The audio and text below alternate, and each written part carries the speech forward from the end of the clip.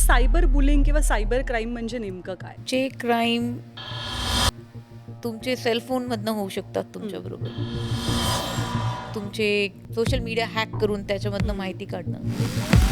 Social media ॲपच्या माध्यमातनं हे सायबर बुलिंग कसं होतं? तर कोणीतरी फेक प्रोफाईल बनवून येईल आणि तुम्हाला ते सगळं सांगेल जे तुम्हाला ऐकायचं असेल, जे तुम्हाला सूदिंग वाटतं. पैसे उकळण्याचे सुद्धा खूप जास्त प्रकार होतात, की म्हणजे ब्लॅकमेलिंग करून वगैरे.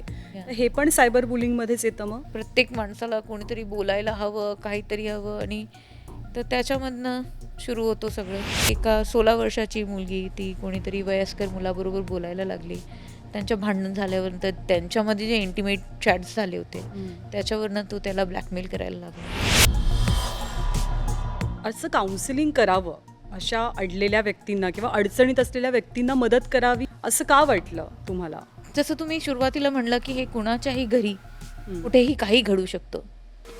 तर हे आमच्या घरात घडलं. AI मधनं तर हे सगळं खूप मोठ्या प्रमाणात लोकांसोबत घडू शकतं, जे आत्ताच्या घडतं आहे, ऑलरेडी घडतं आहे. डेटा सगळ्यांच्या सगळ्याकडे आहे. एआयचे ॲप्स एवढे झाले आहेत की तुमच्या ते डेटा एक्स्ट्रॅक्ट करून तुमचे लाईव्ह व्हिडिओ कसेही बनवले जाऊ शकतात. जी मुलं या सेक्स्टॉर्शन किंवा सायबर बुलिंगची बळी पडली आहेत, त्यांच्याशी कसं वागायचं? आपण नेहमी मुलांच्या ह्याच्यातनं विचार करतो, पण मला असं वाटतं की ती या पूर्ण फॅमिलीला काउन्सिलिंगची गरज असते. जसं आपण विचारतो, तू मित्राकडे कोण तुझा मित्र आहे, मित्राकडे चाललं का, तर ते मित्राकडे तर नाही गेलं, घरी आहे पण ते रूममध्ये आहे म्हणून सेफ नाही आहे. नमस्कार, मी ज्ञानदा कदम या विशेष पॉडकास्टमध्ये आपल्या सर्वांचं स्वागत करते. सध्या स्मार्टफोन हातात नाही आहे अशी माणसं भेटणं खूपच रेअर बनलं आहे. सकाळी अगदी उठल्यापासून ते रात्री झोपेपर्यंत अनेकांचं आयुष्य किंवा शेड्यूल या मोबाईलभोवतीच फिरतं. आणि परिस्थिती खरं तर अशी आहे की अन्न, वस्त्र आणि निवारा याच्यासोबत मोबाईलसुद्धा मूलभूत गरजेचा एक भाग होताना दिसतोय. पण हाच मोबाईल जितका फायद्याचा तितकाच धोकादायक सुद्धा. आज अगदी आपण बघतो की लहान लहान मुलांच्या हातात सुद्धा खूप सहजपणे मोबाईल दिसतो. पण खेळण्यासाठी, अभ्यासासाठी मुलांना दिलेला हा मोबाईल त्यांच्यासाठी कसा आणि किती धोकादायक आहे याचा कधी विचार केला आहे का? देशभरात सध्या सायबर गुन्हेगारी बरीच वाढते. आपल्या देशाची आकडेवारी पाहिली तर सायबर गुन्हेगारी क्रमांक 2 वरती आहे गुन्हेगारीच्या बाबतीत. आणि ही सायबर गुन्हेगारी याच मोबाईलच्या माध्यमातनं लहान मुलांना, शाळकरी मुलांना, तरुण मुलांना, इतकंच काय तर अगदी मोठ्यांना सुद्धा अगदी अलगद आपल्या जाळ्यामध्ये ओढते. या सायबर बुलिंगमुळे मुलं नैराश्यात जातात, खचून जातात, आत्महत्येसारखं टोकाचं पाऊल उचलतात. त्यामुळे अशी वेळ कोणत्याही कुटुंबातल्या कुठल्याही व्यक्तीवर येऊ नये यासाठी नेमकं काय करायचं? सायबर बुलिंगचा धोका कसा ओळखायचा? या सगळ्या अडचणीतनं मदत कशी मिळवायची? हे आजचा पॉडकास्ट तुम्हाला सांगणार आहे. आणि त्यासाठी आपल्यासोबत आहेत ब्रश ऑफ होप या संस्थेच्या संस्थापक डॉक्टर शीतल गगराणी. मॅडम, आपलं मनापासून स्वागत आहे या विशेष पॉडकास्टमध्ये. सगळ्यात पहिल्यांदा म्हणजे जेव्हा आपण मोबाईलचा, सायबर क्राईमचा विचार करतो तर सायबर बुलिंग हा शब्द आपल्याला खूप ऐकायला येतो सध्याच्या जमान्यामध्ये. तर सायबर बुलिंग किंवा सायबर क्राईम म्हणजे नेमकं काय? सर, सायबर क्राईम म्हणजे जे क्राईम तुमचे सेलफोनमधनं होऊ शकतात तुमच्याबरोबर. सर, थोडक्यात तुम्हाला अनोळखी माणसांनी थ्रेट देणे, तुमचे डेटा स्टील करणं बरोबर. आणि तुमचे सोशल मीडिया हॅक करून त्याच्यामधनं माहिती काढणं.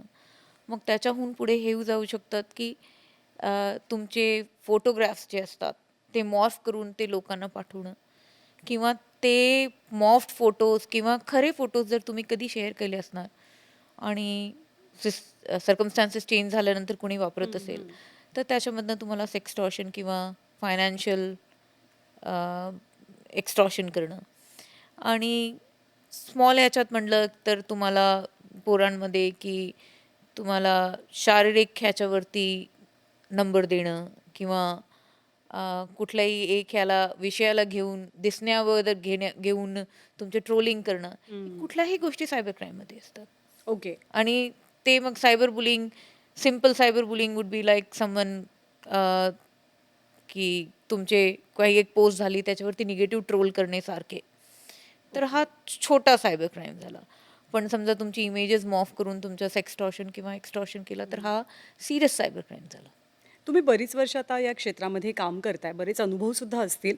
तर आता फेसबुक आहे, ट्विटर आहे, इंस्टाग्राम आहे, ज्याची सगळ्यांना सवय लागली आहे अनेकांना. अगदी छोटी-छोटी मुलं पण हे सगळं ऑपरेट करतात. तर मग या सगळ्या सोशल मीडिया ॲपच्या माध्यमातनं हे सायबर बुलिंग कसं होतं?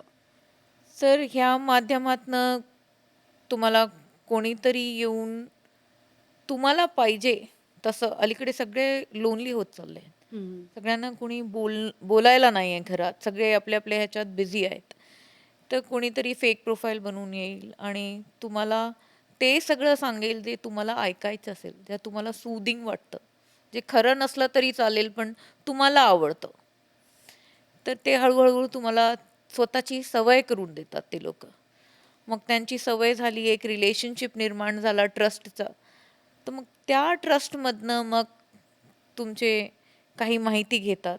मग त्या माहितीच्या फायनान्शियल फ्रॉडसाठी गैरवापर करू शकतात किंवा मग जसं तुम्हाला मी सांगितलं, की तुम्ही फोटो शेअर केला, हं. काही पर्सनल गोष्टी शेअर केले, तर त्याच्यावरनं तुम्हाला ब्लॅकमेल करू शकतात.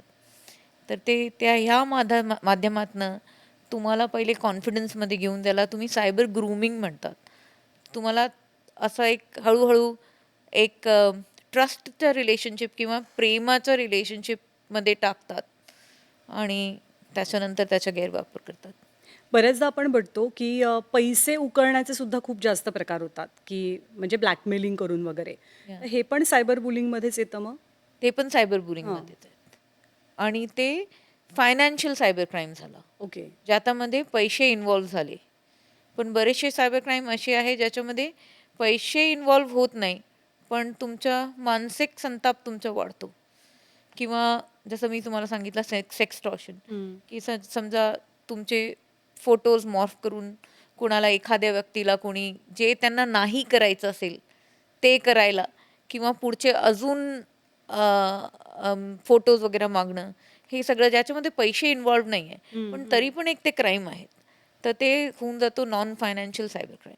लोकं खूप घाबरतात. म्हणजे लोकांना कळतंय, की आपली आता फसवणूक होतेय. पण असं होतं, की लोक कुणालाही जाऊन सांगायला किंवा कंप्लेंट करायला तर खूप जास्त का फायनान्शियल घाबरतात? सायबर क्राईममध्ये हां. तरी कंप्लेंट करतात. बरोबर.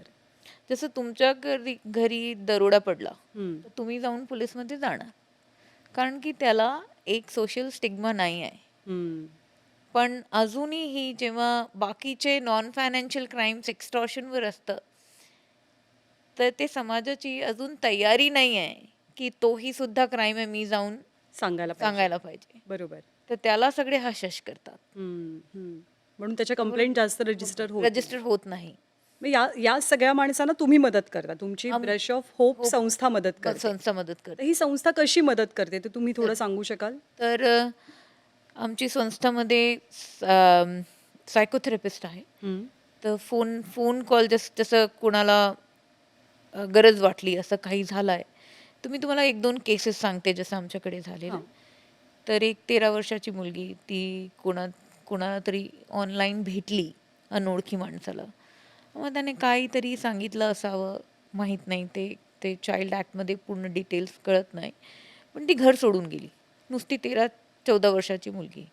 तर तिच्या वडिलांचा फोन आला, की असं-असं आहे, पण मला पोलिसमध्ये नाही जायचं. हं, हं. कारण की अजूनही ती मुलीचे ह्याच्यासाठी की ती घर सोडून गेली, समाज काय म्हणणार? मग ते वडिलांना आम्ही समजूत काढली. त्यांना आम्ही सांगितलं की की आम्ही तुम्हाला मदत करणार, पण मुलगी शोधायला तर पोलिसच लागणार. हं. मग त्यांना आम्ही सांगितलं की कुठे जायचं, एफ-आय-आर कशी करायची. मग त्यांनी एफ-आय-आर केली. मग ती एफ-आय-आर आम्ही इथे पोलिसांच्या बरोबर शेअर केली, लोकल पोलिसांमध्ये.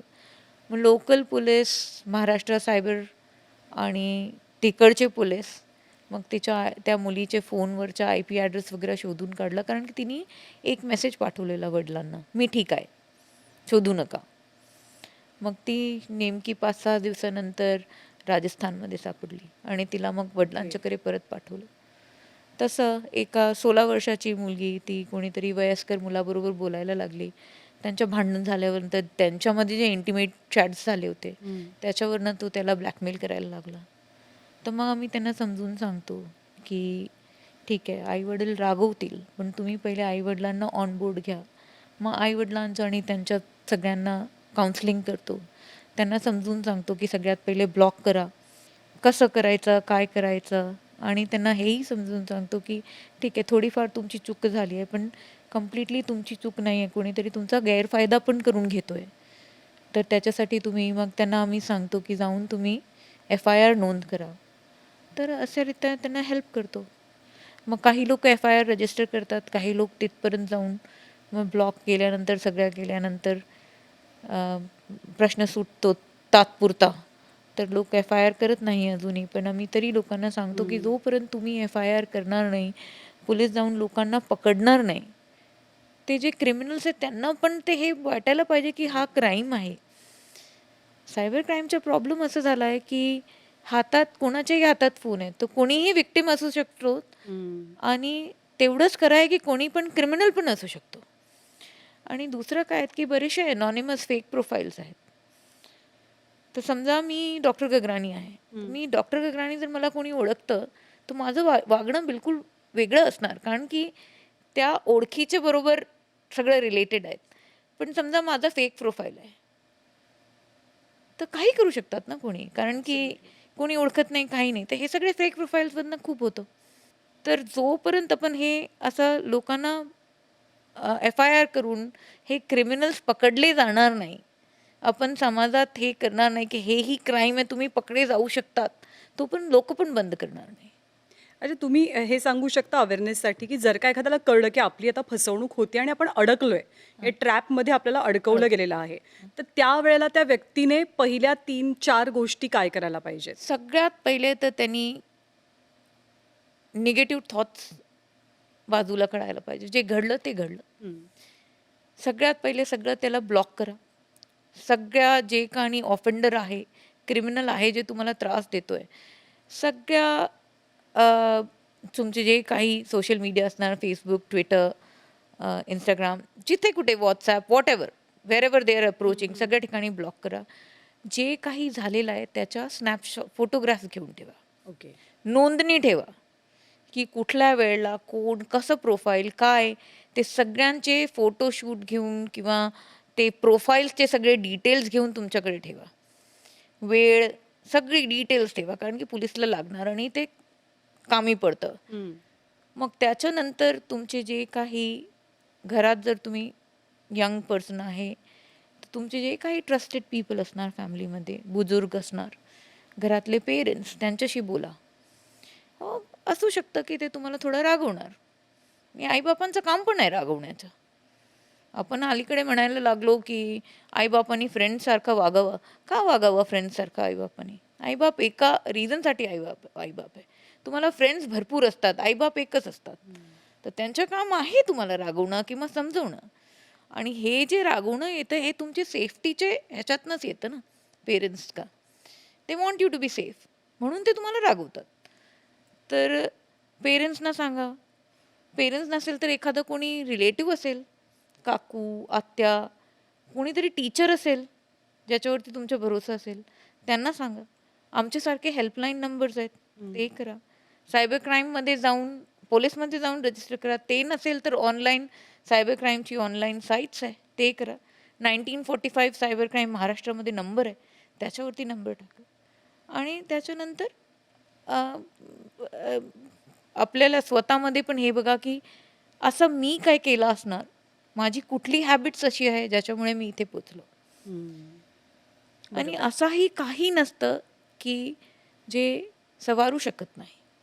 चुका घडतात, सगळ्याकडनं घडतात, पण अशी चुकं नसतात जे सावरता येत नाही. सावरता येतं, जे काही झालंय ते सुद्धा सावरता येतं. आणि त्यानंतर तुम्हाला जर गरज असेल तर काउन्सिलिंग घ्या. काउन्सिलर्सकडे जावं, तिथे बोला. आणि जर फारच मानसिक हे झालं असेल, मेंटल डिप्रेशन वगैरे, तर मग सायकॅट्रिस्टकडनं ट्रीटमेंटसुद्धा घ्यावी. ओके. तुम्ही खरं तर बाय प्रोफेशन रेडिओलॉजिस्ट आहात, हां. डॉक्टर आहात. या. तर असं काउन्सिलिंग करावं, अशा अडलेल्या व्यक्तींना किंवा अडचणीत असलेल्या व्यक्तींना मदत करावी आणि ही संस्था स्थापन करावी, याच्यासाठी पुढाकार घ्यावा, असं का वाटलं तुम्हाला? जसं तुम्ही सुरुवातीला म्हणलं, की हे कुणाच्याही घरी, हं. कुठेही काही घडू शकतं. तर हे आमच्या घरात घडलं. तर माझ्या भावाची मुलगी, ती डॉक्टर होती आणि मला खूप जवळची होती. तर ती कोविडच्या वेळेला ती कोविड वॉरियर पण होती. ते कोविडच्या वेळेला तिने कोविड ड्युटीज खूप केले आणि त्यावेळेला तिने खूप डेथ्स वगैरे पण बघितले. तर थोडा परिणाम होता त्याच्यावरती. त्या कोविडच्या काळात ती अनोळखी मुलींशी चॅट करायला लागली. तर जसं मी तुम्हाला सांगितलं सायबर ग्रूमिंग कसं असतं, की ते तुमच्याकडनं दोस्तीचा, प्रेमाचा, एक ट्रस्टचा नाता तयार करतात. तर असं तिने 3-4 वेगवेगळ्या मुलींशी बोलायला सुरू केलं. आणि मग त्या मुलीने कोणी काही सांगितलं असेल, ती मुलगी जी आली होती समोरून ती मॉडेल म्हणून आली. मग ते कोणाला असं आवडत नाही, की तू चांगली दिसतीये, तू अशी आहे, तू तशी आहे. मी तुम्हाला सांगितलं, की तुम्हाला जे ऐकायला ची इच्छा असते ते ते सांगतात. मग कसं मग तिने काहीतरी सांगितलं असेल, की माझे वडील हे असले कपडे घालू देत नाही, असं बाहेर जाऊ देत नाही. मग त्याला थोडासा हे पण केलं, की अरे कसं तू ऐकते आपले पेरेंट्सचं हे ते काय सगळं. आणि मग त्याच्यानंतर त्यांचे फोटो शेअर झाले आपसात मुलींमध्ये. आणि मग हे सगळं तिच्याकडनं तिचे फ्रेंड्सची माहिती. आणि अकोल्यामध्ये होती ती त्यावेळेला कोविड नंतर नीट प्रीपीची तयारी करत होती.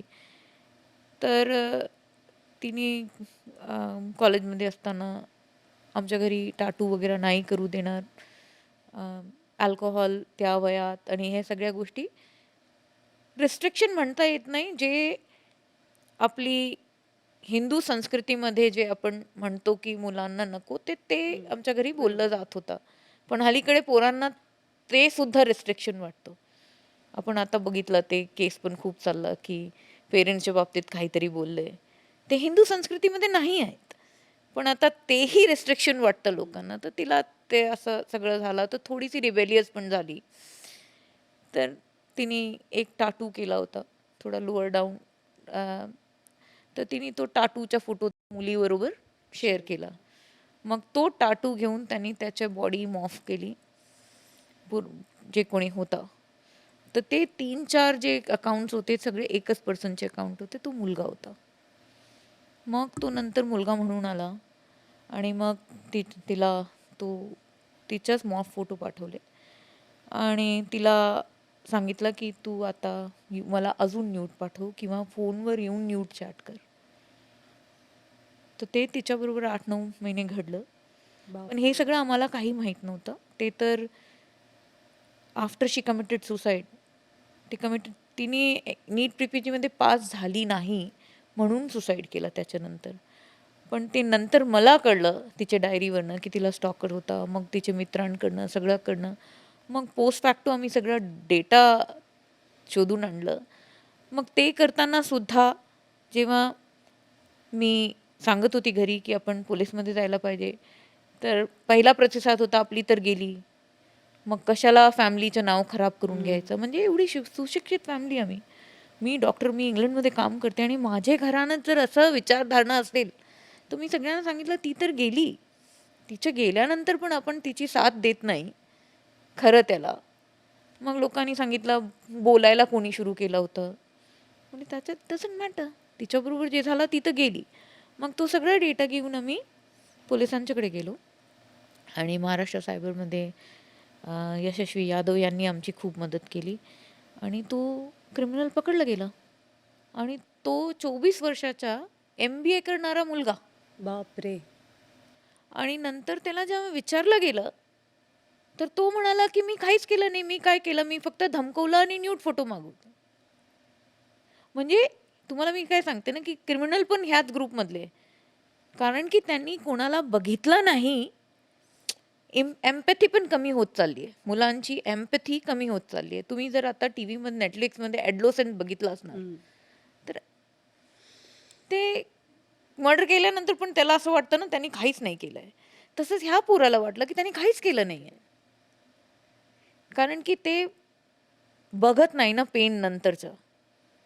त्यांच्यासाठी ही स्क्रीन असते, पण स्क्रीनच्या पाठीमागे एक लाईव्ह माणूस आहे, त्याचे फीलिंग्स आहे, त्याची भीती आहे, त्यांचा मानसिक दबाव आहे, ते सगळं दिसत नाही.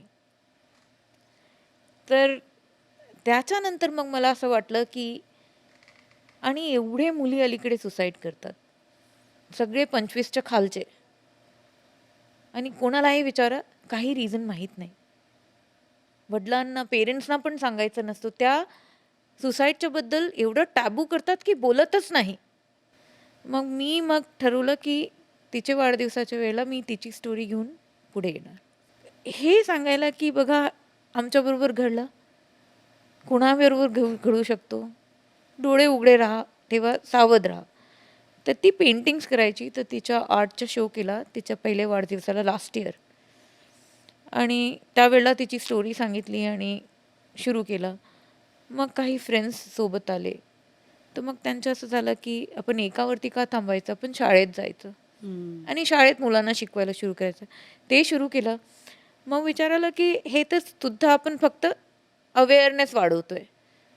पण जी माझी नीस होती, तिचं नाव स्वरा होता, तर ती ट्राय करत होती. तिने घरी नाही सांगितलं की घरांची भीती वाटते ना, बरोबर. की असं आपण करतोय ते, की त्यांना मुलींना ना पण एक हे असतं ना ऑनरचा, की मी माझी फॅमिलीचा ऑनर बुडवलाय काहीतरी करून, मी कसं सांगू. तर ती मित्रांमध्ये शोधत होती की कोण हेल्प करेल, कुठली लाईन आहे का, कुठली संस्था आहे का. मग त्याच्यावरून आम्ही विचार केला की आणि अजूनही पोलीसमध्ये जाण्यासाठी, जसं मी तुम्हाला सांगितलं तो मुलीचे वडील, पोलीसमध्ये जाण्यासाठी अजूनही लोक घाबरतात. त्यांना कळत नाही कुठे जायचं, किंवा हे वाटतं की घरी पोलीस आली तर कसं वाटेल, आजूबाजूच्या लोकांना काय वाटेल, ते आम्ही जास्त विचार करतो. त्याच्यावरनं असं आलं की आता अवेअरनेस तर वाढवतो, पण ज्यांच्याबरोबर झालाय स्वरासारखा एखादा, कारण की तिने 6-7 महिने प्रयत्न केला होता. एका दिवसात तिने सुसाईड नाही केली. ती 6-7 महिने हेल्प शोधत होती. तिला जायचं नव्हतं. तो तिला शेवटचा निर्णय होता. तर मी विचारलं की अशी एक पण आम्ही वाचवू शकलो तर त्यासाठी काय करावं. तर मला एक फोन नंबर चालू करायचा. आता फोन नंबर मग विचार केला कसं व्हॉलंटियर्स. मग ही एक भीती वाटली की समजा व्हॉलंटियर्सने छळलं तर काय करणार. हो, तो एक विषय. हां, तोही एक प्रॉब्लेम होता. तर मग असा विचार केला की आपण फुल टाईम डे टाईम सेंटर आपल्या सेंटरमधनं आणि 3 वर्षात सगळं रेकॉर्डिंग ठेवूया.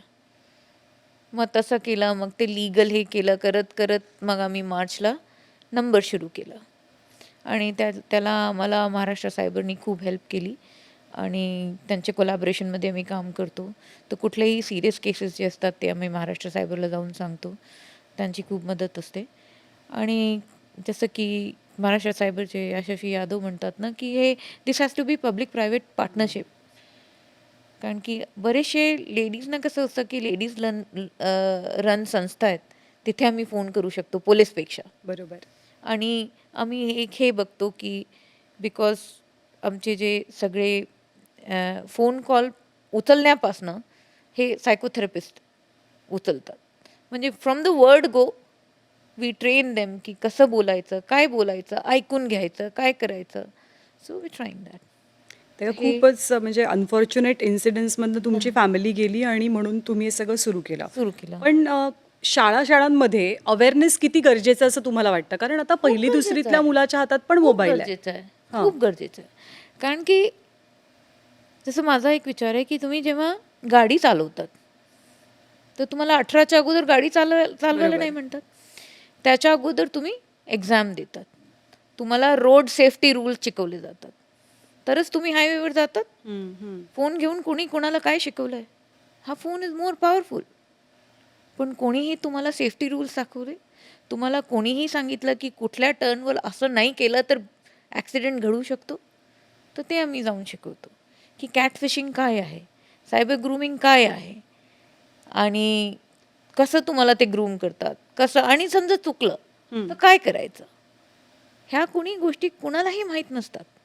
हे 2 टर्म्स तुम्ही सांगू शकाल आपल्या प्रेक्षकांसाठी, की कॅट फिशिंग म्हणजे काय? कॅट फिशिंग म्हणजे समजा मी आहे. मी शीतल गगराणी नसताना मी स्वतःला समजा 18 इयर्सचा मुलगा केला. हं. माझी प्रोफाईल तयार केली, खोटी प्रोफाईल, आणि एखादी 16 वर्षाची मुलगीला प्रेमात पडलं. तर फेक प्रोफाईल क्रिएट करून तुमच्याशी नाते क्रिएट करणं. मग तुमच्या मनात जे इमेज तयार केली आहे ती नाहीच आहे. हा पर्सन कंप्लीटली वेगळा आहे. हा कोणी असू शकतो. पण तुम्ही रिलेशनशिप बनवली आहे 18 वर्षाच्या मुलाबरोबर. तर ही कॅट फिशिंग आहे. पण तुम्हाला असं वाटतं की हे जे XYZ पर्सन आहे हा रिअल आहे, हा माझा सगळ्यात जवळचा, हा माझे आई वडील पण माझे जवळचे नाही, हे जे बोलेल मी करणार. पण ह्याच्या पाठीमागे फेस कम्प्लिटली दुसराच असतो. आता सध्या AI येत आहे. तर ऑफकोर्स AIमधनं तर हे सगळं खूप मोठ्या प्रमाणात लोकांसोबत घडू शकतं, जे आत्ताच्या घडतं हां. आहे, ऑलरेडी घडतं आहे. हं, कारण की डेटा सगळ्यांच्या सगळ्याकडे आहे. बरोबर. आता तुम्ही मी बोलतायत, तुमच्या आणि माझा खूप सारा डेटा ऑनलाईन अवेलेबल असतात. तुमची व्हॉईस अवेलेबल आहे, तुमचे फेस अवेलेबल आहे. तर ते AIचे ॲप्स एवढे झाले आहेत, की तुमच्या ते डेटा एक्स्ट्रॅक्ट करून तुमचे लाईव्ह व्हिडिओ कसेही बनवले जाऊ शकतात. आपण ना आपल्या मोबाईलमध्ये बऱ्याचदा जेव्हा ॲप डाउनलोड करतो, तेव्हा आपण ते काहीच वाचत नाही. हां. बरेच लोक आणि हा प्रॉब्लेम कुणाला येतो, की जे थोडे म्हातारे लोक आहेत, म्हातारे व्यक्ती आहेत जे स्मार्टफोन वापरतात, थोडे एज ओल्ड पीपल असं आपण म्हणू. तर अशा लोकांनी काय सावधानता बाळगायची? म्हणजे सोशल मीडिया वापरताना पण आणि इतर ॲप्स वापरताना पण? तर त्यात बरेचसे ॲप्स आहेत अलीकडे. त्याच्यामध्ये स्टॉप इट आहेत हं. आणि स्टॉप IIT म्हणून बरेचसे असे मला सगळे नाव माहीत नाही. पण बरेचसे ॲप आहेत जे फेक इमेजेस वगैरे ओळखतात. आणि आता मी जेव्हा गेली होती सायबर क्राईममध्ये, तर आपलं महाराष्ट्र सायबरसुद्धा एक ॲप बनवतोय. Cyber safe app okay. काहीतरी ते बनवतात. ते लॉन्च होणार आहे. आणि ह्याच्यामध्ये त्यांनी प्रेस कॉन्फरन्समध्ये मिस्टर यादवनी सांगितलेलं, की जो आपण सगळे आता बारकोड सगळ्या ठिकाणी हं, स्कॅन करतो. हं. तर ते स्कॅन करताना कारण की त्यांनी हे बघितलं, की आपल्याकडे फायनान्शियल फ्रॉड्स खूप होत चालले आणि जे म्हातारी लोकं आहेत त्यांना कळत नाही. आणि आता सगळ्या ठिकाणी कॅशलेस पेमेंट सुरू झाले. बरोबर. तर आपण कुठलाही QR कोड स्कॅन करतो. पण कधी-कधी ते QR कोड पण चुकीचे असू शकतात. त्याच्यामधनं पण व्हायरस एंटर करू शकतो आपल्या बरोबर. फोनमध्ये. मग ते काहीतरी एक ॲप बनवलं आहे, ज्याच्यामध्ये तुम्ही त्या ॲपच्या थ्रू स्कॅन करायचं आणि त्यांनी जर ग्रीन लाईट दिसली म्हणजे ते ठीक आहे, जर रेड झालात मतलब पुढे थांबू. पण ते ते येणार आहे असं. खूप युजफुल असेल खूप आणि आय युजफुल एम असणार शुअर. ते. हां. हो, हो. तर I think government is also realising that. But at the same time we have to spread the awareness. जसं मी तुम्हाला सांगितलं, की गाडी चालवताना तरी ॲक्सिडेंट घडतात. हं, हं. पण सावधानीपूर्वक तुम्ही आता फोनच्या बगैर जगू जगू शकत नाही. शकत नाही. जगू शकतच नाही. पण ती सावधानी कशी वापरायची आणि त्याच्यानंतर जर चुका घडली तर स्वतःला एकदम हे संपवण्यापर्यंत येण्यापेक्षा आहे ती सोसायटीची सोच पण थोडी बदलावी हं. लागणार. कारण की आता आपल्याचकडे नाही तर फॉरेनमध्ये पण किती सारे सुसाईड्स वगैरे व्हायला बरोबर. लागले. कारण की इमेज मॉर्फ करतात. Snapchatवरचे तो आपण ॲडोलसेंटमध्ये बघतो, की तो Snapchatमधला एक फोटो सगळे पोरांमध्ये हं. जातं. तर हे प्रकार सगळे खूप वाढले. तर थोडंसं सोसायटीला पण एक्सेप्टन्स नाही म्हणणार, पण खरं वर्ड काय असणार, की अ, समजूत समजून घेणं. समजून घेणं. सोसायटीला पण समजून घेण्याची आवश्यकता आहे. बरोबर. आता या प्रकरणामध्ये मुलांच्या बाबतीत काय होतं, की जरी मुलं त्या सगळ्या ट्रॅपमधनं बाहेर आली, तुमच्या मदतीनं, इतर संस्थांच्या मदतीनं, ह्याच्यानंतर पेरेंट्सचं वागणं खूप महत्त्वाचं असतं मुलांसोबत. कारण ती मुलं ऑफकोर्स सेन्सिटिव्ह झालेली असतील. तर अशा वेळेला मुलांशी कसं वागायचं? जी मुलं या या सेक्सटॉर्शन किंवा सायबर बुलिंगची बळी पडली आहेत, त्यांच्याशी कसं वागायचं? तर मला कधी-कधी असं विचार पडतं, की ह्या पेरेंटिंगसाठी पण व्हेरी डिफिकल्ट टाईम्स. हं. कारण की असले सगळे प्रश्न आमच्या आई-वडिलांना कधी पडले नव्हते, कारण की असं नव्हतंच, हो. जगच असं नव्हतं. तर तुम्ही जर ते ॲडोलसेंटमध्ये शेवटच्या बघितलं, तर त्याच्यामध्ये हेच आहे, की दोन्ही आई-वडील बोलतात, की "आपण चुकलो का? आपण करू शकलो नाही का?" तर मला असं वाटतं, की along with not only the child is traumatised, the parents are also traumatised. कारण की मी घरी सुद्धा बघते. आम्हाला सगळ्यांना एक कम्युनिटी गिल्ट अजूनही आहे. आम्हाला अजूनही वाटतं, की आम्ही तिला वाचवू शकलो नाही का? तर आपण नेहमी मुलांच्या ह्याच्यातनं विचार करतो, पण मला असं वाटतं, की ती पूर्ण फॅमिलीला काउन्सिलिंगची गरज असते. सेक्स्टॉर्शनमधनं जे मुलं जातात ते नुसतं मूल मूल that not only that person, त्याचे सराउंडिंग, त्याचे parents, I think they all need counselling. कारण की हा जे पिरियड आहे सध्या पेरेंटिंगसाठी पण खूप डिफिकल्ट आहे. It is very difficult. कारण की मी बरेच वेळा हे सांगते की कुठलाही रोडमॅप नाही आहे. पूर्वीची पेरेंटिंग कम्प्लिटली डिफरंट होती, आताची कम्प्लिटली डिफरंट आहे. तर ते पेरेंट्ससाठी पण कुठलाही रोडमॅप नाही आहे. पण एक हे आहे की आता पेरेंट्सला पण ह्या सगळे नवीन वातावरणाची माहिती असायला पाहिजे की असे असे ॲप्स होतात, बरोबर. पोरं कुठे चॅट करतात, काय करतात. आणि एक एक इंटरेस्टिंग गोष्टी आता मी एक संस्थाशी लोकांशी बोलत होती. त्यांनी खूपच इंटरेस्टिंग गोष्टी सांगितली की म्हणे आपले सामान्य मराठी घरामध्ये जेव्हा मुलं शाळेतनं येतात हं. 6-7ला, तर त्यांनी एक सर्वे केला की आईवडिलांच्यामध्ये आणि मुलांमध्ये काय संवाद होतो. संवाद असतो. हं. तर 90% घरात सेम 6-7 क्वेश्चन असतात. हं. डब्बा खाल्ला का? अभ्यास झाला का? होमवर्क मिळाला आहे का? उद्याचे कपडे तयार आहेत का? हं. अजून काय करायचं आहे? त्या व्यतिरिक्त कुठलाही संवाद होत नाही.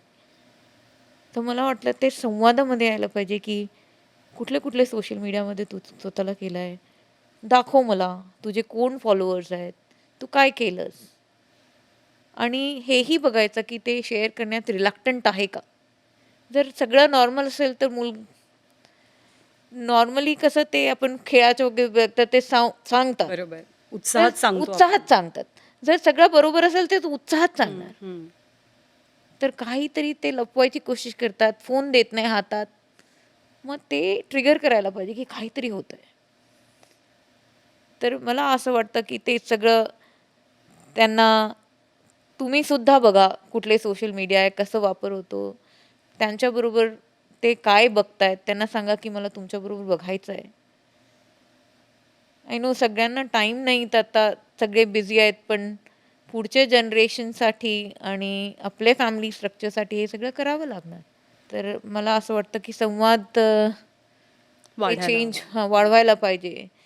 आणि त्यांचे जसं आपण विचारतो, "तू मित्राकडे कोण तुझा मित्र आहेत? हं, हं. मित्राकडे चाललं का?"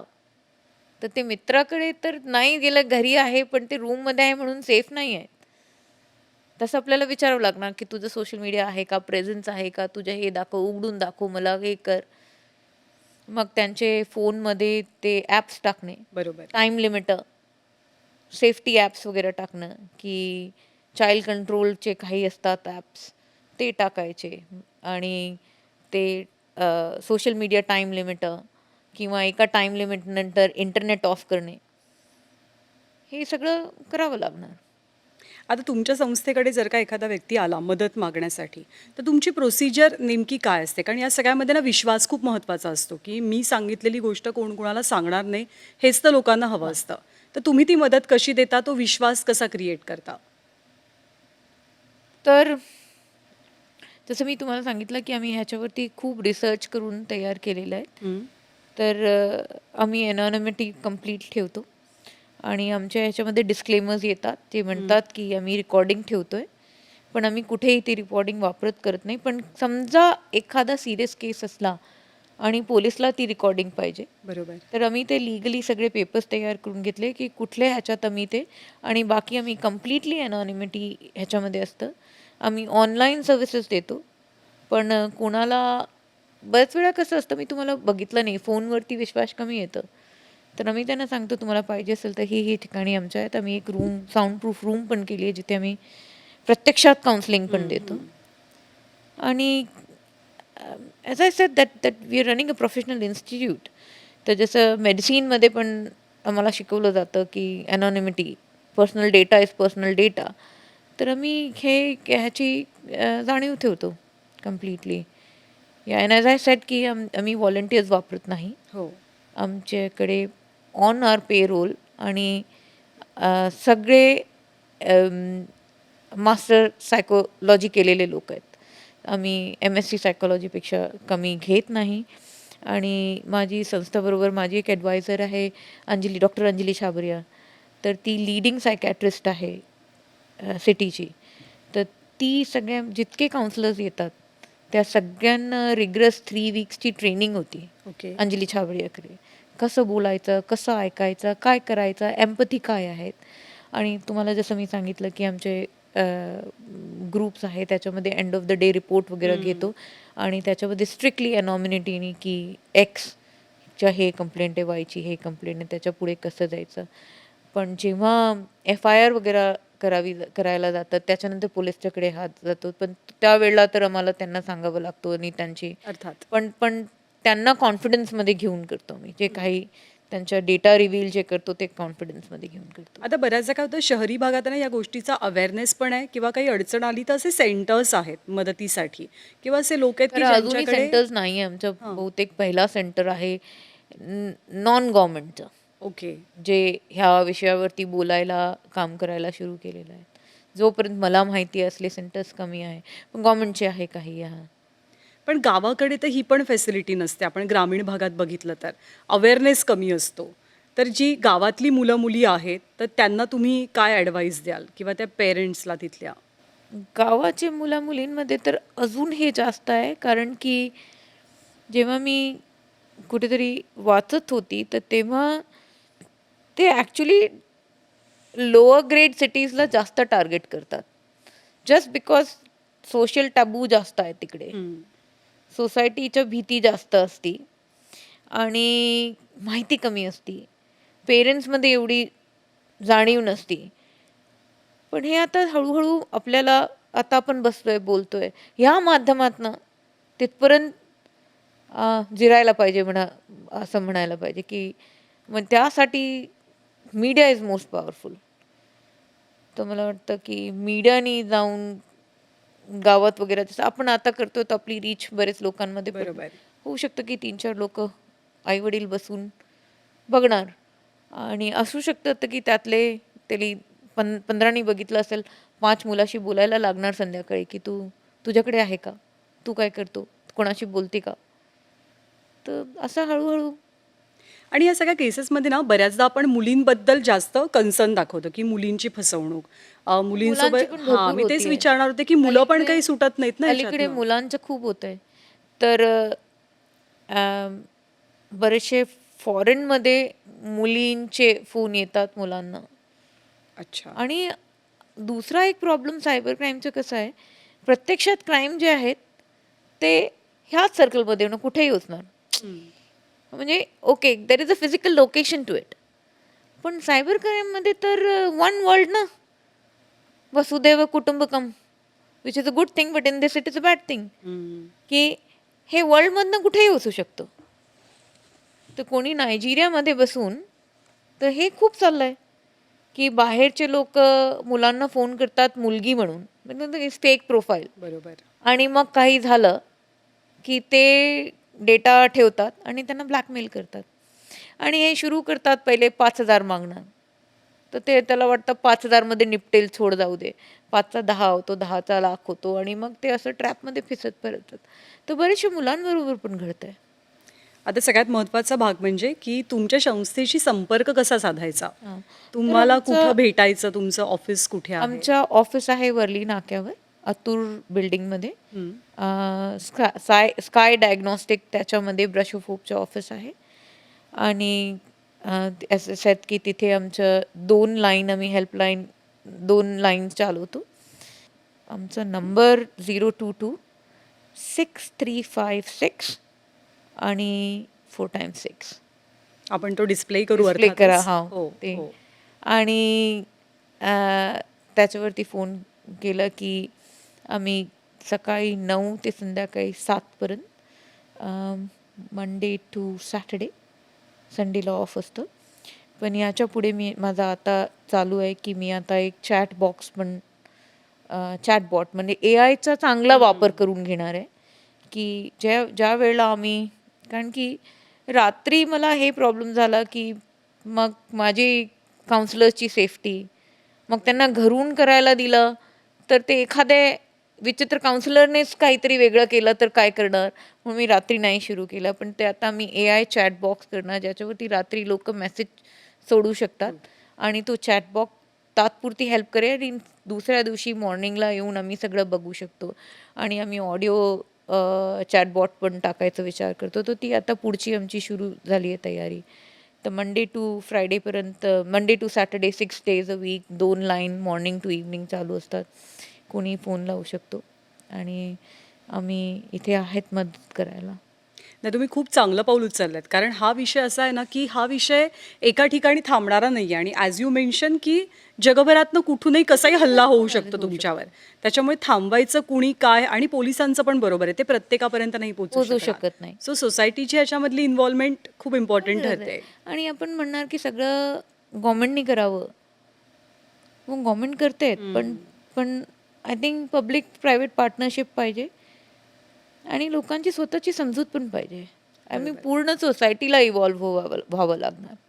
त्यामुळे आपण आजच्या पॉडकास्टमधनं हेच सगळ्यांना सांगूया, की तुम्ही घाबरू नका.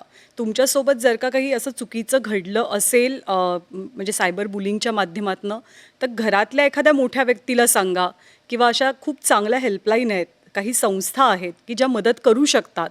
त्यांच्यापर्यंत पोहोचा, पण प्लीज कुठलंही चुकीचं पाऊल उचलू नका, टोकाचं पाऊल उचलू नका. शीतल मॅडम आज हां. कारण की मी नेहमी सांगते की आम्ही आम्ही तर जातोय त्याच्यामधनं की लाईफ इज टू प्रिशियस. जसं मी सांगते की असं काही नाही आहे जे सवारता येत नाही. लाईफ तर बिलकुल द्यायली नाही. Suicide is never an answer to anything, never an answer to anything. तुम्ही आज खूप चांगलं मार्गदर्शन केलं आणि महत्त्वाची माहिती दिलीत. त्याबद्दल आपले मनापासून आभार. Thank you so much. Thank you for giving me opportunity to speak and be here आणि आर- लोकांपर्यंत माझा नंबर पोहोचवण्यासाठी धन्यवाद. आणि यानंतर या विशेष पॉडकास्टमध्ये वेळ झाली आत्ता इथेच थांबण्याची. ताज्या बातम्यांसाठी पाहत रहा न्यूज 18 लोकमत.